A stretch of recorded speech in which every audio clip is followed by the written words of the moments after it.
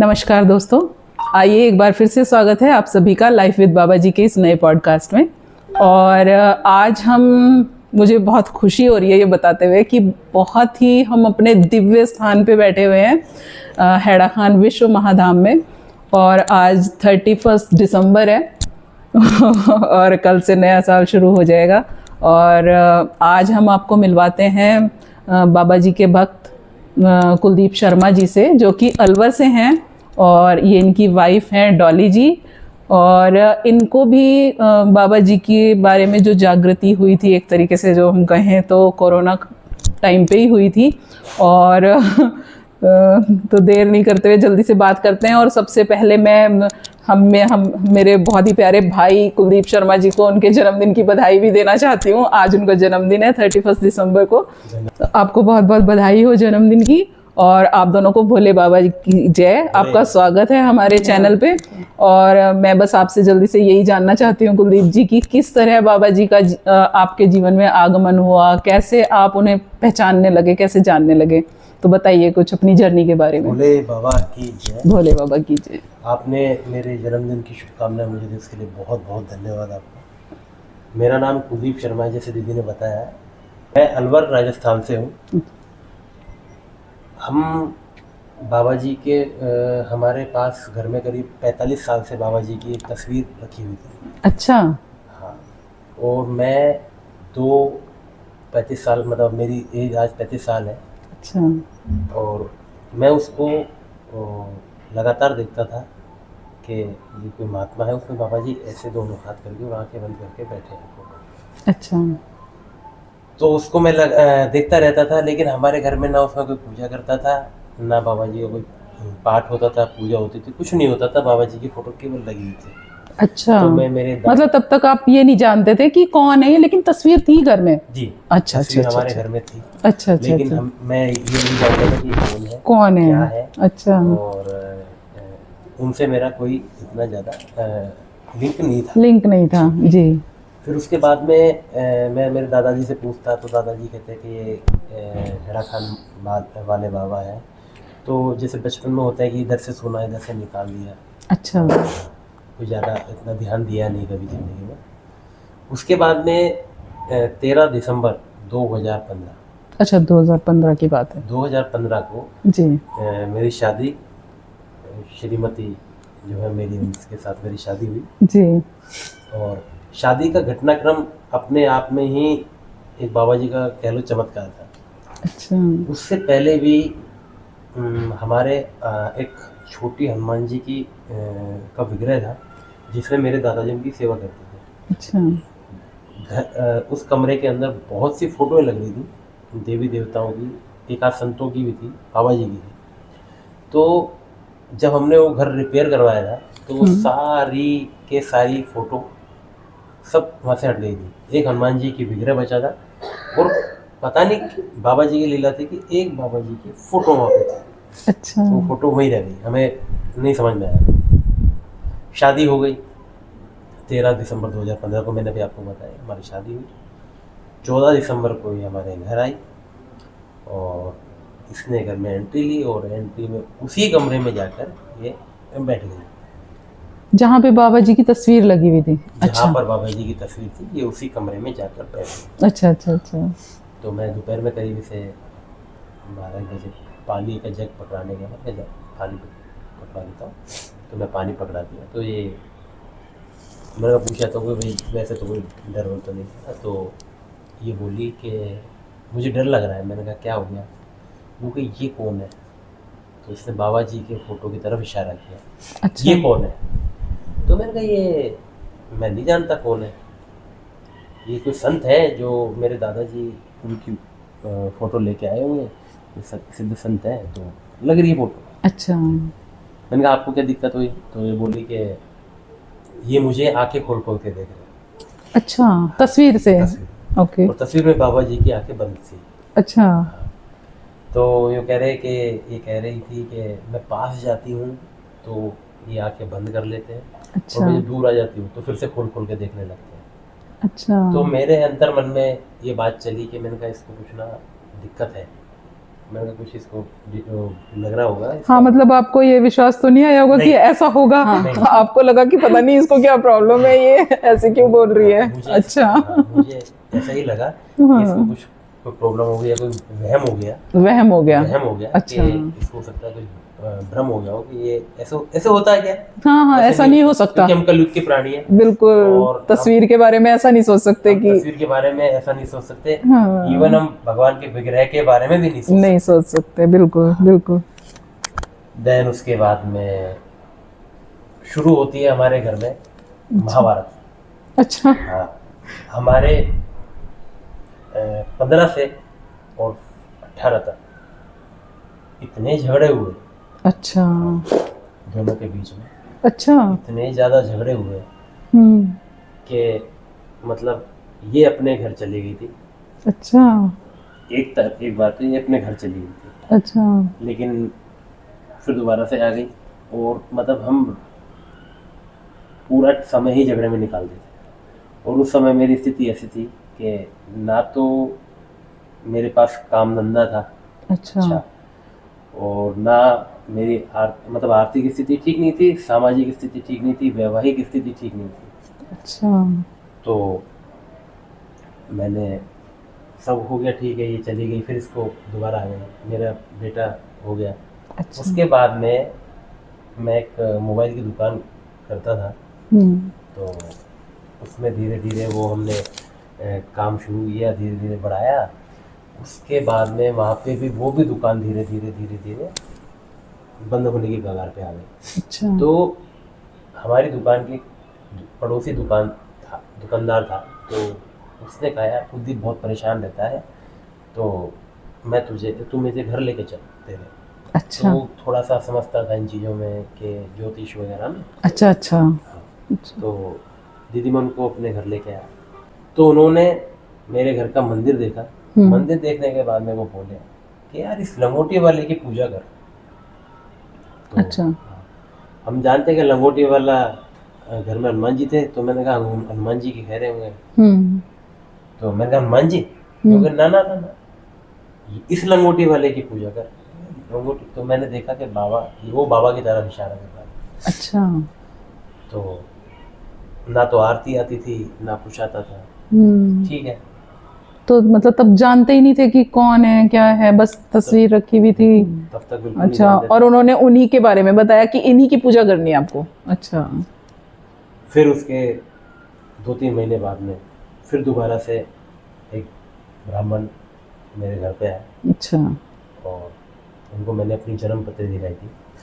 वो घर पे आए तो उन्होंने जब वो मंदिर देखा हमारा रूम मंदिर वाला, तो उसमें उन्होंने कहा अरे यार ये यहाँ बैठे तो हमारी क्या जरूरत है।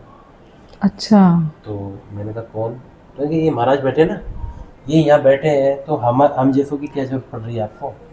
मैं उनके सेम वर्ड्स में आपको बता रहा हूँ।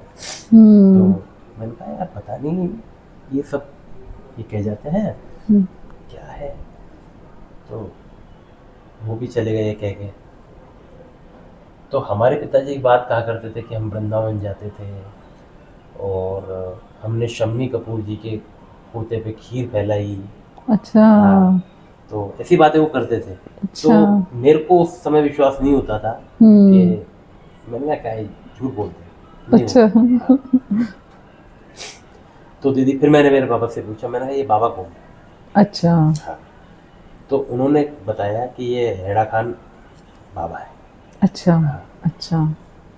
और उस समय मेरे पास एंड्रॉयड फ़ोन था, तो मैंने तुरंत हेड़ा खान बाबा टाइप किया और हेड़ा खान बाबा जैसे ही मैंने टाइप किया तो बाबा की फोटोज आई। अच्छा। और फोटो में वो फोटो निकल के आ गई। अच्छा, जो घर पे रखी हुई थी। अच्छा अच्छा अच्छा। अब जैसे ही मैंने उसे निकाले तो मेरी खुशी का ठिकाना होगा, ये हेड़ा खान बाबा ही। हाँ। और वो देख के मैंने कहा चलो ठीक है, हेड़ा खान बाबा है। उनकी आरती देखने लगे, भजन देखने लगे। ठीक है, फिर आपने आरतियां वगैरह सारी सब नेट पे सुनी है ना? मैंने दीदी जब आरती सबसे पहले बाबा की सुनी तो हेड़ा खान बाबा जी आरती आज भी आती है, तो उसमें तेरी शरण में आया वो हेड़ा खान वाले करके आती है। हाँ जी। तो हम बत्ती लगाते थे और तेरी शरण में आया ओ हेड़ा खान, हम भजन से आरती करते थे। अच्छा, हमें पता ही नहीं था हमें आरती। पता नहीं था, कि आरती कौन सी हाँ। है, भजन कौन सा है, नहीं यही पता था। क्योंकि हमने देख लिया हैड़ा खान बाबा जी आरती, तो वो आरती है, हाँ। तो हम उसी से आरती करने लगे। और उसमें जब वो हरगोविंद बाबा ने गाया था तो हमें उसके जो शब्द थे वो समझ में नहीं आते थे, क्योंकि वो तेरी शरण में आया, बस वो 2-3 लाइन आती थी। हाँ। उसके बाद वो हमें समझ में नहीं आता था कि जैसे फोन में लगा के जब आरती करते थे। अच्छा, तापों को पापों को, लेकिन उस भजन सुनने में बड़ा अच्छा लगता था, बिल्कुल। मतलब वो अंदर से बहुत अच्छा लगता था, चाहे समझ में कुछ आ रहा हो चाहे नहीं आ रहा हो, लेकिन वो ये लाइन आती थी कि तेरी शरण में आया वो हैड़ा खान वाले, सदगुरु है नाम तेरा, तापों को हरने वाला। बहुत अच्छा लगता था, मैं दिन में 15-15 बार उसको सुनता रहता था। चलता रहा, करते रहे धीरे धीरे। तो बाबा जी ने एक दिन रात सपने में मेरे रात को आए, और मुझे अच्छी तरह ध्यान है उस मंदिर में, उस स्थान पे बाबा जी की छत नहीं थी। बाबा जी सीढ़ियों के सारे उतर रहे थे, और बाबा जी आगे आगे थे और मैं पीछे पीछे था। तो बाबा जी कह रहे थे कि इधर टाइल्स लगेंगी। मैं जी महाराज, और भंडारा चल रहा था। अच्छा, तो मैंने कहा जी महाराज, और वो सपना खुल गया, इतना मुझे ध्यान है अब। अच्छा, तो मैंने मेरे घर वालों को बताई कि मैंने कहा वृंदावन मंदिर कैसा लगता है, क्या है। तो मैंने कहा मुझे वृंदावन जाना है। अच्छा, हाँ, मैंने कहा मुझे ऐसा लगता है कि बाबा ने मुझे सपना दिया है, वहाँ टाइल्स लग रही है कि नहीं लग रही, क्या है क्या नहीं है। अच्छा, तो दीदी मैं वृंदावन गया। बढ़िया बात यह थी कि वृंदावन के मंदिर में भी छत नहीं है, नहीं है, हाँ, केवल जाल है। जाल लगा हुआ है। तो मुझे समझ में आ रहा था कि बाबा जी उसी मंदिर में उतर रहे थे। मुझे जब सपना देख रहा था तो उसी मंदिर का देखा। उसके बाद में मैं घर वालों को बताता तो घर वालों ने समझा बेवकूफ़ है, ज़्यादा वो नहीं, इसको ज़्यादा सोच रहा है, ठीक है छोड़ो। अच्छा, तो उन्होंने मेरी बात पे ध्यान नहीं दिया। नहीं दिया। मैं धीरे धीरे धीरे धीरे 10-15 दिन के बाद बाबा ने मुझे दोबारा सपना दिया, और बाबा एकदम से मेरे पास आए, और अब जो मुझे सपना वो ध्यान है। अच्छा, हाँ, कि उड़ेगा। मैंने कहा महाराज उड़ा लो। तो बाबा ने मेरा हाथ पकड़ा, मेरे को ले गए उड़ा के। अच्छा, पता नहीं कहाँ लेके गए, क्या करके गए, और फिर वापसी छोड़ दिया। फिर मैंने बताया, मैंने कहा ऐसे हुआ, तो किसी ने ध्यान नहीं दिया। लॉकडाउन हुआ। ये लॉकडाउन से पहले, लॉकडाउन के आसपास की बात है, मतलब पहले की थोड़ी सी। तो मैं कुछ ध्यान व्यान करने लगा, वो तो खैर अलग चीज़ हो गई। फिर मतलब जैसे जब आपने बाबा जी का सपना देखा तो आपको कहीं ना कहीं कुछ चेंज आपकी लाइफ में आया, कुछ आपको लगने लग गया कि मतलब कुछ फर्क लगा, या ये लगा कि कौन है ये, किन से जुड़ रहा हूँ मैं, कुछ ऐसी जिज्ञासाएं मन में आई दीदी ऐसा कुछ? जी, मैंने उनका जैसे सपना देख लिया तो मैं इनको बताता था। हाँ, मेरे गुरु की बहुत इच्छा रहती थी कि मैं कोई गुरु बनाऊं, अच्छा, लेकिन मजे की बात ये थी कि मैं जिसको भी गुरु बनाने जाता, हमारे शहर में आए थे कि गुरु हैं बहुत बड़े, उनके होर्डिंग्स लगे थे। तो मैंने जब वो फ़ोन पे किया तो प्रोग्राम हो गया, आप वो तो नहीं बन सकते। मैंने कहा ठीक है, मेरे गुरु बनाने की बहुत इच्छा थी। अच्छा, तो अभी मैं आपको परिवर्तन बताऊंगा, हाँ, धीरे धीरे अपन उसी चीज़ पे आएंगे। हाँ, तो फिर हम बांदीकुई मंदिर गए। बांदीकुई मंदिर में हमने दर्शन भगवान के अच्छे से करे। फिर मैं हैड़ा खान आया गुरु पूर्णिमा पर। अच्छा, गुरु पूर्णिमा पर आ गया। फिर धीरे बाबा जी ने धीरे धीरे धीरे धीरे सारा मेरी लाइफ को बिल्कुल चेंज किया। चेंज सबसे बड़ी बात यह है कि हमारी शादी होने के बाद हमारे खूब झगड़े होते थे। अब उसके बाद हाँ बहुत काफी तो मतलब ये है कि पूरा दूसरा जीवन दान उन्होंने दिया है। अच्छा, मतलब एक जैसे पहले गुस्सा ज्यादा था, हाँ गुस्सा, इनमें भी ज्यादा गुस्सा था, मुझ में भी था, वो बराबर से, वो दोनों का बराबर चलता था। तो दोनों का शांत भी हो गया, और पहले से भी काफी चेंज इनमें काफी बदलाव आया उससे। बिल्कुल। तो आप फिर यहाँ गुरु पूर्णिमा पे यहाँ भी आए, जी, हैड़ा खान जी, आश्रम आए। जी। तो फिर यहाँ आके आपको फिर आगे की यात्रा कैसे रही आपकी? दीदी यहाँ से जैसे मैं एक दिन रुका था और एक दिन के बाद मैं अपने वापसी चला गया। और उसके बाद में मतलब धीरे धीरे करके जो मेरा व्यापार था वो सारा अपनी जगह आया। और जो मैं पहले आरती बाबा जी की भजनों से आरती गाता था, वो सारी एक मतलब पूरा सिस्टमेटिक जो होता है। अच्छा, यहाँ आके देखा होगा तो पता चला होगा कि ये आरती है, ये भजन है, ये हाँ। वो क्रम पता चला। हाँ। अच्छा। तो पूरे क्रम से हमने सीखा। मेरे हारमोनियम बड़ी सीखने की इच्छा थी कि मैं बाबा जी के भजन गाऊं। तो यही मैं 3 साल पहले गौर हरि जी के पास आया था। मतलब हैड़ा खान आया था तो गौर हरि जी के पास बैठा था। तो मैं भजन गा रहा था तो एकदम से पीछे मुड़ के बोले, भजन अच्छा गाते हो, हारमोनियम क्यों नहीं सीखते? तो मैं एक हारमोनियम लेके आया और हारमोनियम लेके आने के बाद में धीरे धीरे मैंने उसे बजाना शुरुआत की।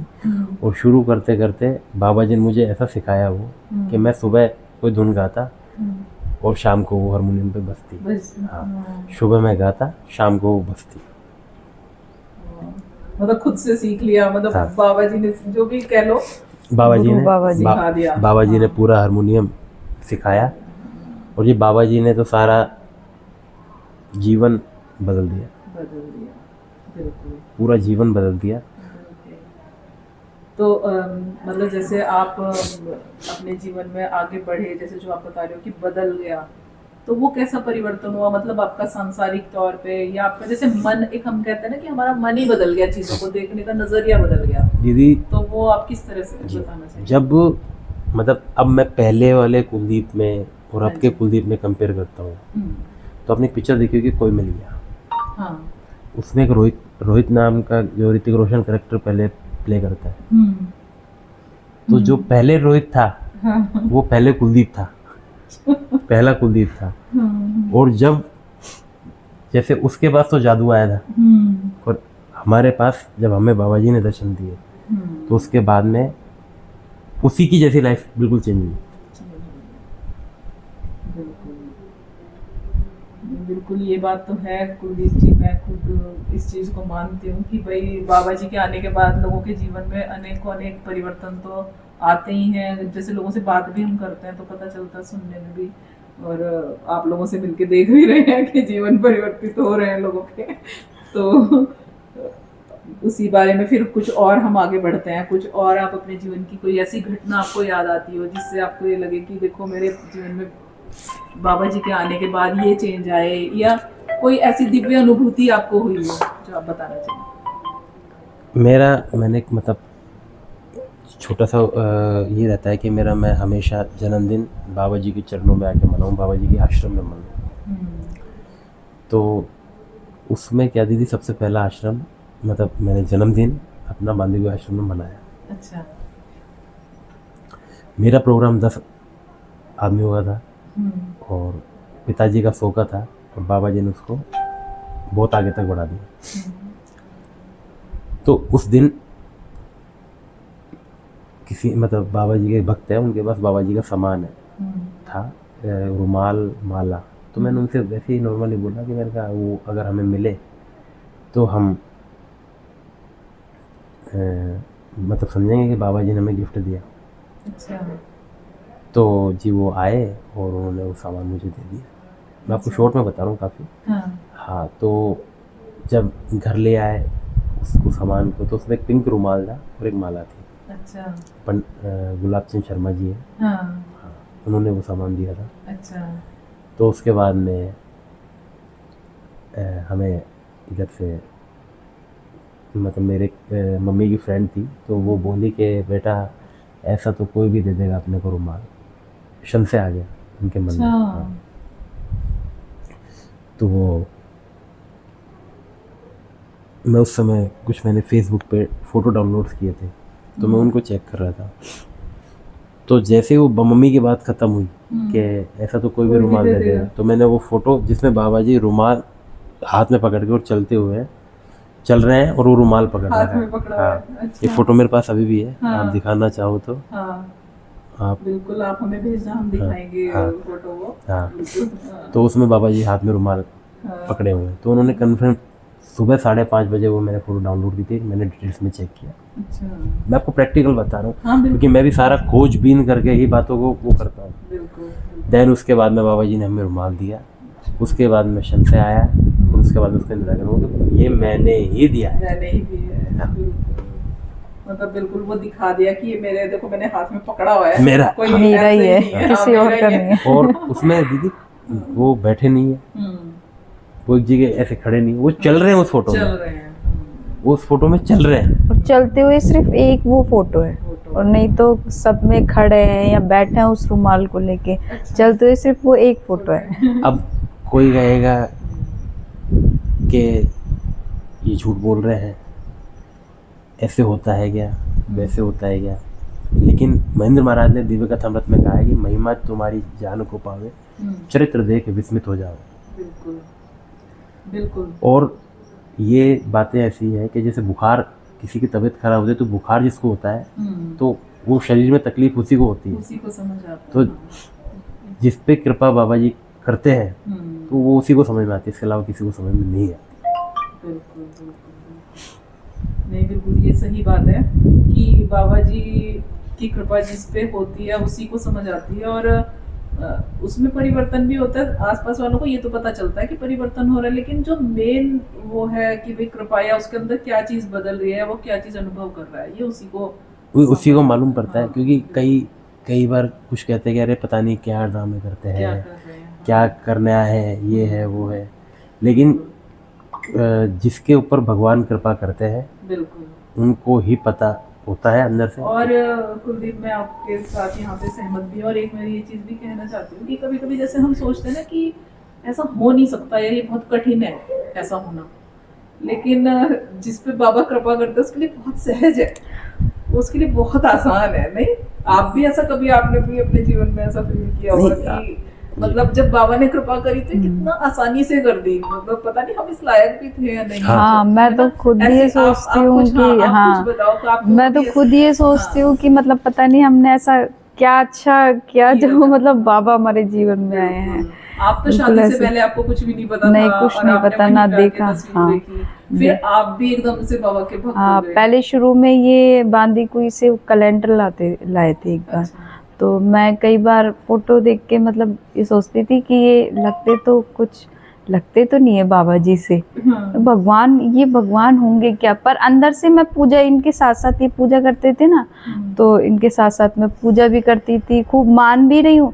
पर जब मेरी फोटो पे निगाह जाती थी तो मुझे लगता, मैंने कहा पता ही नहीं कहीं हम गलत तो नहीं है, क्योंकि मेरा हमेशा का क्या था कि मुझे ये जो प्रवचन वगैरह देते हैं तो मुझे ये गुरुजी नहीं बनाने कभी। हाँ। मैं तो सिर्फ भोले बाबा पूजा करती हूँ भगवान की, मैं भगवान की ही पूजा करूँगी हमेशा, मैं गुरुजी नहीं बनाऊंगी। तो फिर मुझे ये कहीं हम गलत तो नहीं है ना। फिर क्या हुआ कि मतलब मेरे दिमाग में अंदर से ये आता कि मतलब फ़ोटो देखती बाबा की मंदिर में जाके, तो है ना बस बिल्कुल ऐसे बैठे हुए हैं, कुछ उन्होंने वस्त्र बस है ना थोड़ी पहने हैं, तो ये लगता था कि हमने तो इतने कपड़े पहन रखे, इनको ठंड नहीं लगती क्या, ये ऐसे बैठे हैं। पर ये नहीं कि ये फ़ोटो में बैठे हैं, अंदर से अपने आप ऑटोमेटिकली फीलिंग आ रही है। फिर इनके भोग भी नहीं लगता, वो साइड में रखी थी ना, वैसे ही नॉर्मल रखी थी, इनके भोग भी नहीं लगता, इनको ठंड तो लगती होगी। फिर दूसरे दिन ये आते हैं, पट्टा बिछा देते हैं, नीचे कपड़ा बिछाते हैं पहले सादा। मैं सोचती हूँ कि मैं कोई देखूंगी कोई कोरा कपड़ा तो बिछाऊंगी, तो दूसरे दिन ये बिछा मिलता है मुझे, मैं मंदिर जाती हूँ, ये बिछा देते हैं। हाँ, फिर दूसरे दिन मैंने कहा कुछ ऊंचा सा हो, क्योंकि हमारे हनुमान जी की जो है ना मंदिर वो थोड़ा ऊंचा है, तो मैंने कहा ये बराबर हो जाएगा, थोड़ा सा ऊंचा कुछ हो, उनका रखती हूँ, देखती हूँ कुछ हो तो पट्टा वगैरह। फिर अगले दिन ये रखे आते हैं पट्टा बिछा के। हाँ, ये कर रहे हैं।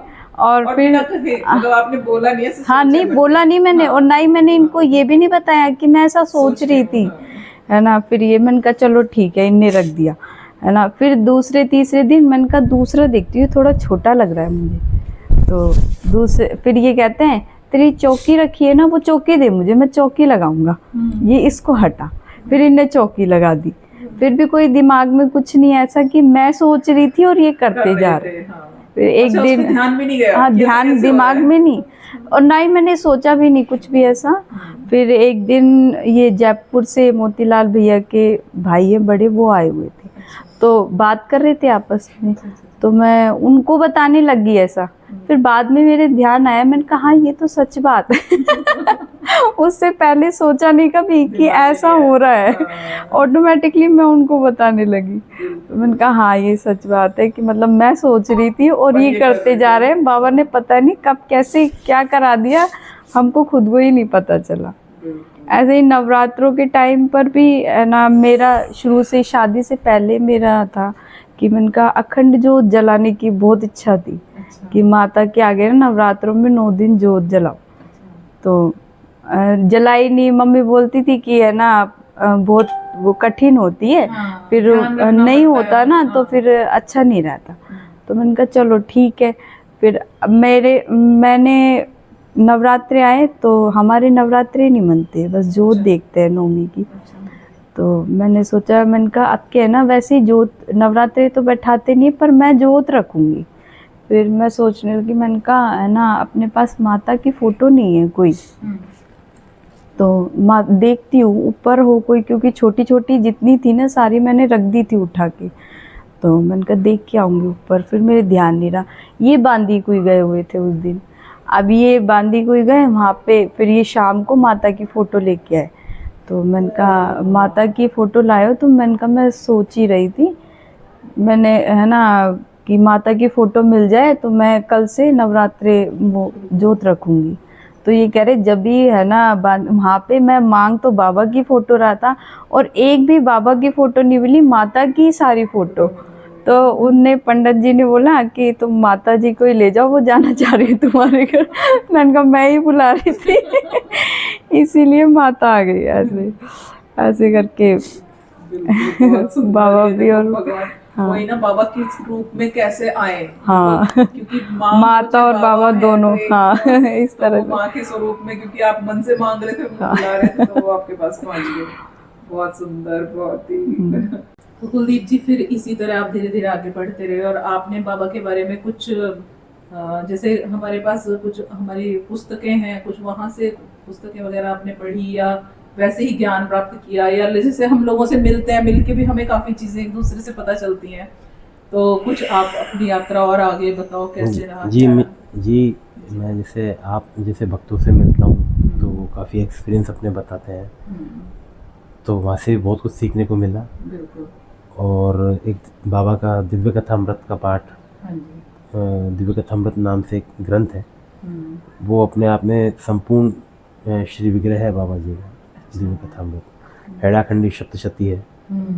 हम डेली इनका रोजाना पाठ करते हैं। बिल्कुल। और ये मैंने भी सुना है जैसे कि बाबा ने स्वयं अपने श्रीमुख से इनके बारे में कहा है कि इसका पाठ हम लोगों को करना चाहिए। जी एक बार दीदी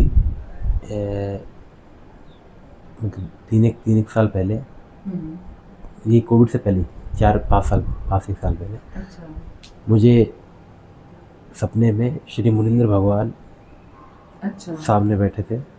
मुनींद्र महाराज मतलब हमारा जो पुराना स्वरूप बाबा जी का कुर्ता टोपा जो कुर्ता स्वरूप टोपी स्वरूप 1860 में जो बाबा जी प्रकट हुए, पहला स्वरूप, उसमें बाबा जी सामने बैठे थे और उन्होंने भोले बाबा को इशारा किया कि इसको इधर लेके आओ। अच्छा, मतलब दोनों स्वरूप सामने थे, दोनों स्वरूप, पुराना भी नया भी। अच्छा, वाह। इसको सामने लेके मेरे पास लेके। अच्छा। तो भोले बाबा ने मेरे को उठाया पकड़ के और वो लेके गए महाराज के पास, और महाराज ने मेरे झाड़ा लगाया, झाड़ा दिया। अच्छा। मुझे जो समझ में आता है, क्योंकि मैं एक आयुर्वेद के एक बहुत बड़े वैद्य हैं, उनकी एक वीडियो देख रहा था। अच्छा। तो उसमें वो बता रहे थे कि कोई मतलब ग्रंथ है, उसमें सपनों को लेकर बीमारी को बताया गया। अच्छा। हाँ, आयुर्वेद में है वो। तो उसमें बताया कि तुम्हारा को मतलब अगर सब हवा में उड़ते कुछ दिखाई दे रहा है तो तुम्हें वात रोग है, आग दिख रही है तो तुम्हें पित्त रोग है, पानी में फंसे हो, कीचड़ में फंसे तो तुम्हें कफ है। ऐसे करके कुछ उसमें है। फिर उनकी लास्ट की जो क्लिप पूरी वीडियो की लास्ट है उसमें वो बोलते हैं कि अगर आपको भगवान, आपका गुरु अगर आपको सपने में दिखाई दे रहा है या कोई वो आपके साथ कोई क्रिया कर रहा है तो निश्चित वो आपको जीवन दान दे रहा है। अच्छा। हाँ, तो मुझे पर्सनली ये लगता है कि मैं 2000 मेरी ज़िंदगी 2019 तक ही थी जब बाबा जी मेरे सपने में आए, तो बाबा जी ने मुझे पुनर्जीवन दिया है। अब दीदी पुनर्जीवन ही दे दिया बिल्कुल। तो बाकी तो फिर बिल्कुल बिल्कुल स्वयं साक्षात भगवान स्वयं अपने हाथ से झाड़ा लगाया तो पुनर्जीवन देने जैसा ही बिल्कुल माना जाएगा ना, वही बात है। मैं कई बात मतलब मेरे अंदर से निकल के आती है कि किसी ने मुझसे पूछा आपने कि बाबा जी ने क्या दिया, तो मैंने कहा सांसें। अब सांसों से बड़ी दुनिया में कोई चीज़ है क्या? कोई चीज नहीं है, बिल्कुल बिल्कुल। सांस नहीं बिल्कुल तो आंखें बंद तो सब खत्म। बिल्कुल। अब हम अपने लिए तो वही सांसें हैं, वही हमारा ऑक्सीजन है, वही हमारा ऑक्सीजन है। बिल्कुल। और हम दीदी आज एक प्रैक्टिकल बात बताता हूँ मैं आपको कि जब हम पहले पूजा करते थे या हम लोगों को पूजा करते देखते हैं तो जी वो चले गए हम और जय गणेश जय गणेश जय गणेश देव, हमें फॉर्मेलिटी पूरी करनी होती है। जो बाबा जी के सपनों में आने के बाद हमारे अंदर आए वो भाव प्रकट हुए। भाव प्रकट, बिल्कुल ये सही बात है। इस चीज में मेरा भी विश्वास है हाँ कि पहले जो हम करते थे शायद कि बस ये रूटीन है, ये करना है, सुबह है ना, शाम का रूटीन ये। है हमारा। लेकिन अब हम जो करते हैं वो भाव के साथ भाव आ जाता है उसमें कि इतनी हम अपने भगवान के लिए कर रहे हैं कुछ। उसमें इतनी भावना आ जाती है। हाँ। और बाबा जी ने इतने भाव दे दिए कि कभी कभी तो वो ऐसे भाव देते हैं पूजा के दौरान, मतलब जब अगर पूजा कर रहे हो कुछ उनकी आरती कर रहे हो तो दीदी पता नहीं वो प्राण ही निकलने को रहते हैं, बस इतना मतलब यही बाबा का प्रेम है जो अंदर से मतलब एक ये होता है ना, फील होता है अंदर से कि बाबा का प्रेम है ना?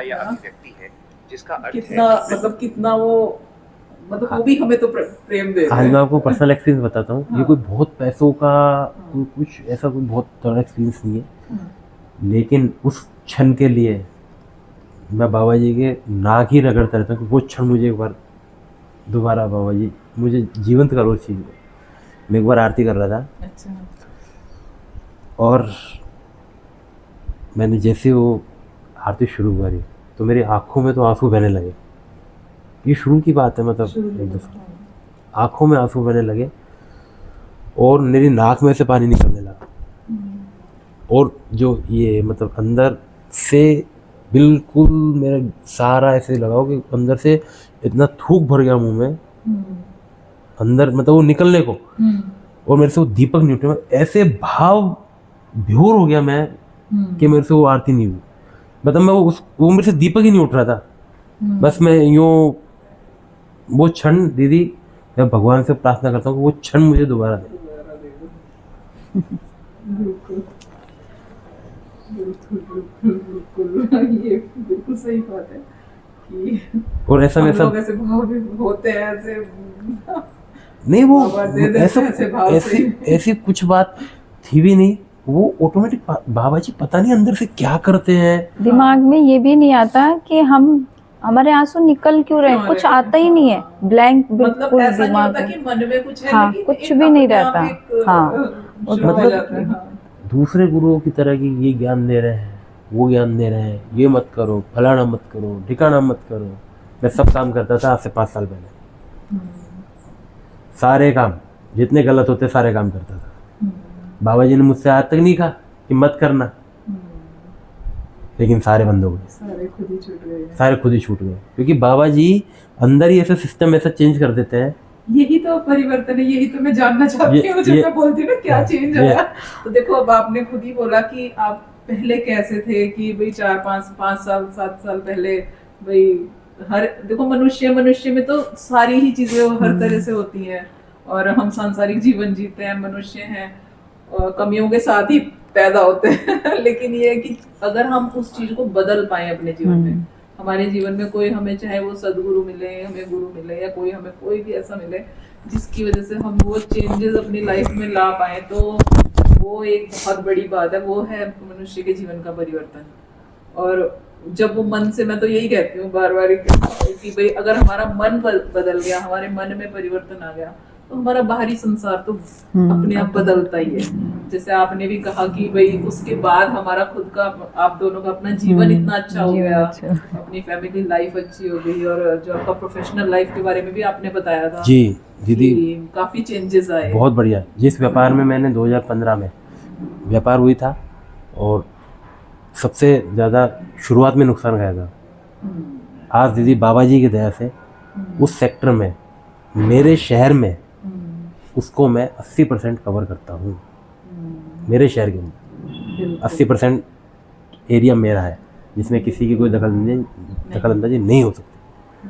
हाँ, और काम के प्रति मैं सोचता था कि मैं पहले काम कैसे करता था। मैं आपको बताऊं, गुरु चीज़ में नहीं होता कि आप बैठ जाओ, भजन करने लगो, ध्यान करने लगो ना।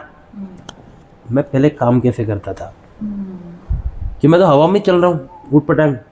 बाबा जी ने मुझे काम करना सिखाया कि ऐसे काम करना है, इस चीज़ को ऐसे टैकल करना है। बाबा जी ने मुझे ये जो सारा कि अपने को इस तरह से इस हिसाब से चलना है, इससे ये बातें करनी है, वो मुझे सारा उन्होंने बताया चीज़ें। ये चेंजेस। हाँ।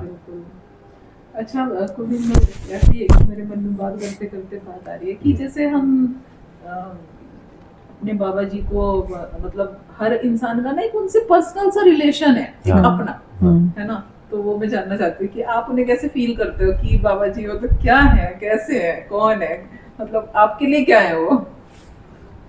जैसे मैं इतना सामर्थ्य मेरे अंदर तो है नहीं कि मैं उनकी कोई व्याख्या कर पाऊँ। और जैसे हम भगवान शिव का देखते हैं कि एक मंदिर में शिवलिंग होता है और गले में सांप होता है, एक उनके ऊपर जटा होती है, हाथ में त्रिशूल होता है, चंद्रमा होता है। ये पता नहीं किसी जिसने ये चित्र बनाया है, उस जो चित्रकार का है क्या है मुझे नहीं पता। महेंद्र महाराज ने बाबा की जब पहली, मतलब महेंद्र महाराज के अंदर ये आई कि मेरे भक्तों को मैंने हेड़ा खान बाबा को पुजवा दिया। अगर हेड़ा खान बाबा को सिद्ध संत निकले तो मैं भक्तों का तो ठीक है, मेरा क्या होगा। तो वही लिखते हैं कि हल्द्वानी में मैं हवाई अड्डे की तरफ जा रहा था, पीछे एक भक्त उनका बाल्टी पकड़े चल रहा था पीछे पीछे, तो सामने से हेड़ा खान वाले बाबा ने उन्होंने जब उनकी नज़र उठाई तो हेड़ा खान वाले बाबा खड़े थे, और उनके त्रिनेत्र की ज्योति उनके हृदय वक्षस्थलों को चीरती हुई बाहर निकल रही थी। और महेंद्र महाराज कहते कि जो वेद पुराणों में जिस स्वरूप का जिक्र है, वो स्वरूप मेरे सामने खड़ा था। और हमारे लिए दीदी, मैं आपको बताऊं कि हमारे लिए, हमने कभी हनुमान जी के दर्शन किए, हमने वो फोटो देखी, मूर्ति देखी, बाबा जी साक्षात। मैं जो समझता हूँ कि इस ब्रह्मांड में हमारे लिए, मैं किसी और की बात नहीं, हमारे लिए अगर कोई ईश्वर है तो वो हेड़ा खान वाले बाबा है। अब अंदर मतलब ये फीड हो चुका है पूरी तरह से। ये फीड हो चुका अब है। ये मतलब विश्वास हो गया पूरा कि हाँ, अब चाहे कोई दुनिया कुछ भी कहे कि ये क्या है क्या है, पर हमारे लिए तो ईश्वर है। हमारे लिए ईश्वर दुनिया कहीं भी जाए, कहीं भी लाइन में लगे, कुछ भी करे, हमारे जो भाव है, हम अगर भगवान शंकर को मानते हैं तो उन्हीं के स्वरूप में मानते हैं। हाँ, हम, हमारे लिए वो ईश्वर। हाँ, बिल्कुल, बहुत सुंदर। और यही भाव एक भक्त का, या जो भी कह लो, एक होना चाहिए अपने ईश्वर के लिए, अपने सदगुरु के लिए, भगवान के लिए, कि जिसे मान लिया उसे मान लिया। क्योंकि जैसे दीदी, जैसे कोई लकड़ी पड़ी होती है तो उसमें जैसे जब तिल्ली लगाई जाती है तो वो जलती है, नहीं वो पड़ी उसको कीड़े खा जाएंगे। तो हम ऐसे ही मरे पड़े थे। अब बाबा जी ने जब हमें दिखाया, और बाबा जी ने ही हमारे अंदर वो भाव डाले, तो हमें तो उनके अलावा, और उनके अलावा क्या, उन्हीं में सब ईश्वर लगते हैं।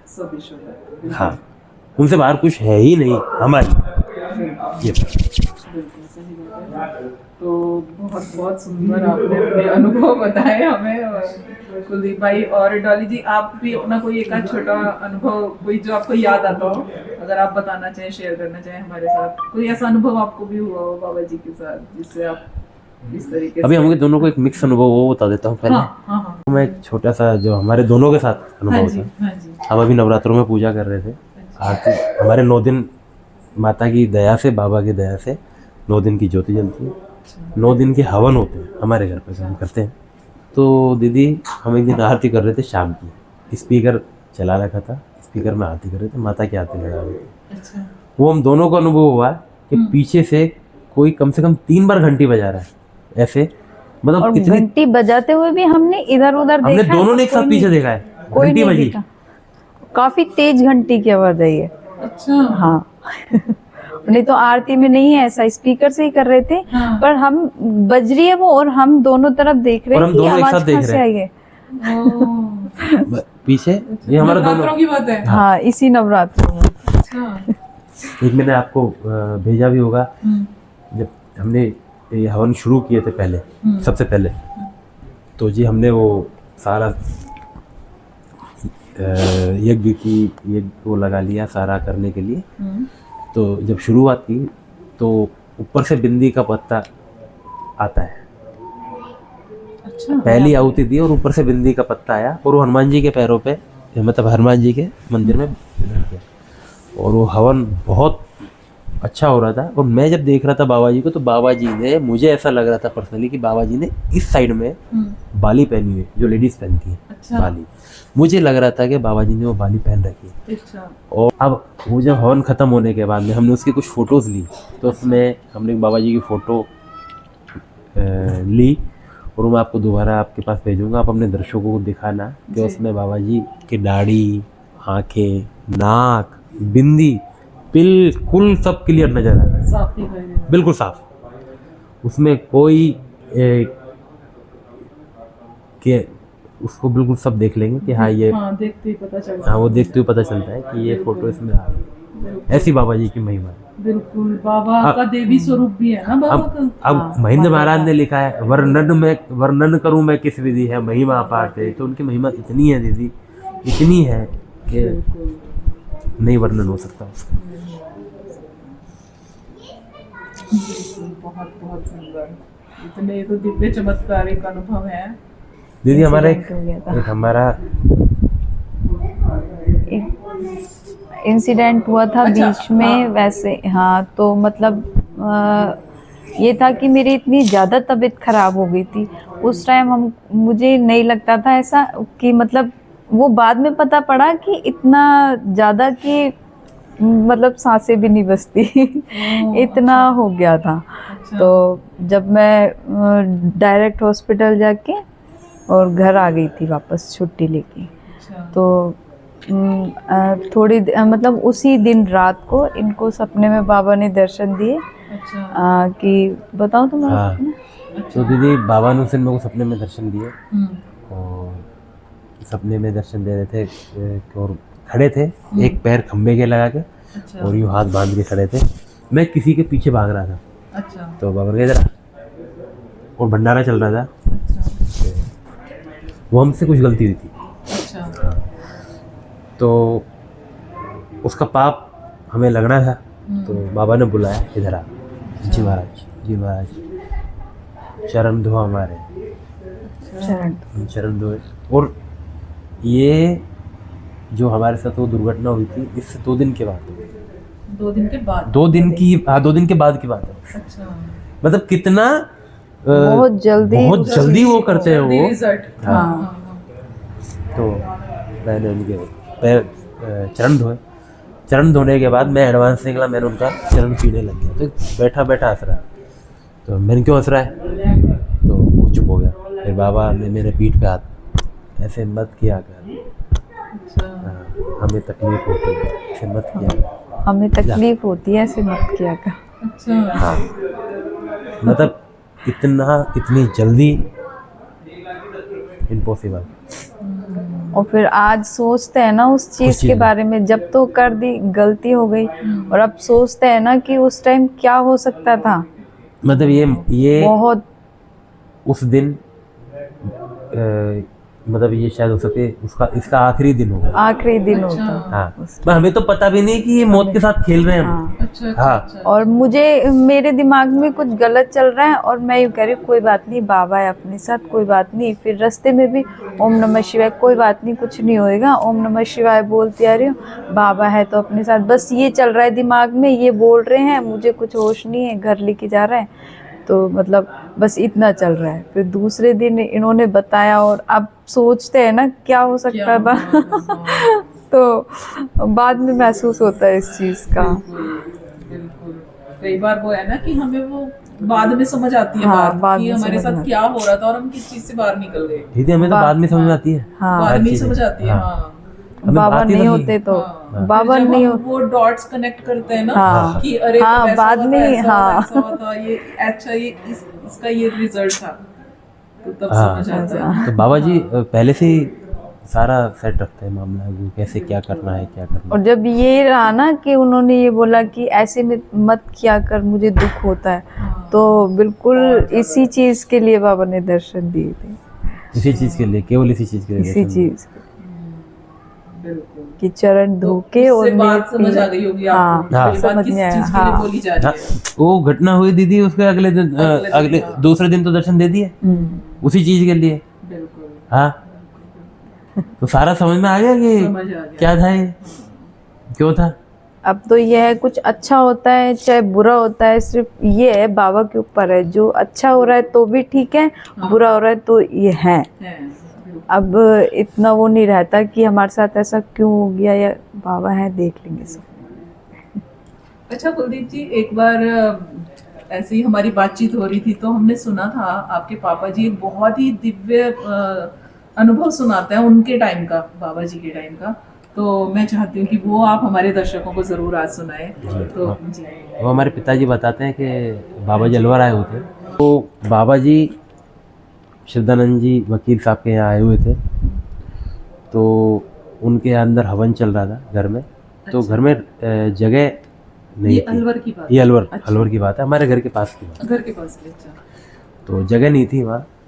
तो बाबा जी ने, पिताजी बताते हैं कि प्याऊ थी, करीब होगी 20-1 मीटर दूर, 20-25-30 मीटर दूर। उस पर एक वाइट पत्थर लग रहा था, उस पर वो बिल्कुल लाइव चलाया था। अच्छा। अंदर का सीन वहाँ का 20-50 मीटर, 30-25 मीटर का दूर का वो लाइव चल रहा था, लाइव स्ट्रीम चल रहा था। जो आजकल आप देखोगे तो आपके मोबाइल पे आप वहाँ का गेम देख सकते हो लाइव। हाँ। तो मतलब जो बाबा वहाँ आए हुए थे, बाबा ने हवन किया उनके घर पे, और वो हवन जो वो अंदर बैठ के कर रहे थे, वो आप बता रहे हो कि वो जो स्क्रीन, मतलब जो वो स्क्रीन नहीं, जो वाइट पत्थर या दीवार थी एक, उस पे साफ लोगों को दिखाई, साफ लोगों को दिखाई दे रहा था। हाँ जी। और मतलब एक ही नहीं, पता नहीं कितने लोग देख रहे थे, कितने लोगों ने, जो बाहर थे लोग, उन्होंने देखी वो पूरा देखा। ये लाइव चला रहे थे बाबा जी, लाइव टेलीकास्ट। बताओ, मतलब कितनी अद्भुत बात है ये। मतलब आज तो चलो उस time स्क्रीन पे। लगा लेते हैं, हाँ। लेकिन उस टाइम पे इस तरीके से, और वो दीवार के ऊपर उनको दर्शन हो रहे हैं इस तरीके से, बहुत बड़ी बात है। तो कुलदीप जी, आप हमारे जाते जाते हमारे दर्शकों के लिए कोई संदेश देना चाहें, कुछ कहना चाहें उनके लिए, तो हमें बहुत अच्छा लगेगा। दीदी, दर्शकों के लिए मेरा तो संदेश यही है कि बाबा जी का जो दिव्य कथा अमृत नाम का ग्रंथ है और हेड़ा खंडी सप्तशती है, अच्छा। उसका नियमित रूप से वो पाठ करें। अच्छा। उन्हें सांसारिक और आध्यात्मिक उन्नति अवश्य अनुभव होगी, और उनका अनुभव अच्छे होंगे और उनकी उन्नति बहुत अच्छी होगी, इसमें कोई संशय नहीं है। और दिव्य कथामृत में लिखा हुआ है कि बाबा के शरणन रहो, अहो विभूत विराट, ये अरूप अपरूप है, सदा स्वच्छंद सुराट। तो बाबा पे दृढ़ विश्वास रखें सभी, वो ईश्वर ही है। बिल्कुल। हाँ, ईश्वर का रूप नहीं, वो ईश्वर ही है। हाँ, वो ईश्वर ही है। और हेड़ा खान महाराज सब पे दया रखें, सब पे कृपा रखें। भोले बाबा की भोले जय। बाबा की जय। बिल्कुल, बहुत सुंदर और बहुत सुंदर आपने अपने दिव्य अनुभव भी बताए और इतना सुंदर संदेश हमारे दर्शकों को दिया। आपने सही मतलब इतनी अच्छी बात बताई कि दिव्य कथामृत का पाठ जिनके पास भी है वो उसका ज़रूर करें, अपने जीवन में उसे अपनाएं, और नहीं है तो खरीद भी सकते हैं, हाँ। हमारे आश्रम से मिल जाती है। हाँ। और बिल्कुल बहुत सुंदर, बहुत अच्छा रहा आज आपसे बात हुई, और इतने सुंदर स्थान पे भी हम लोग यहाँ पे बैठे हुए हैं और अच्छी धूप भी निकली हुई थी दिन में यहाँ पे, और बहुत सुंदर यहाँ का माहौल है।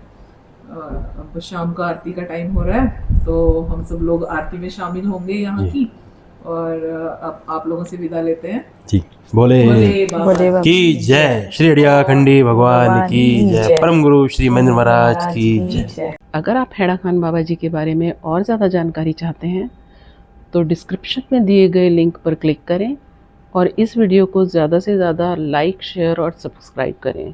Thank you.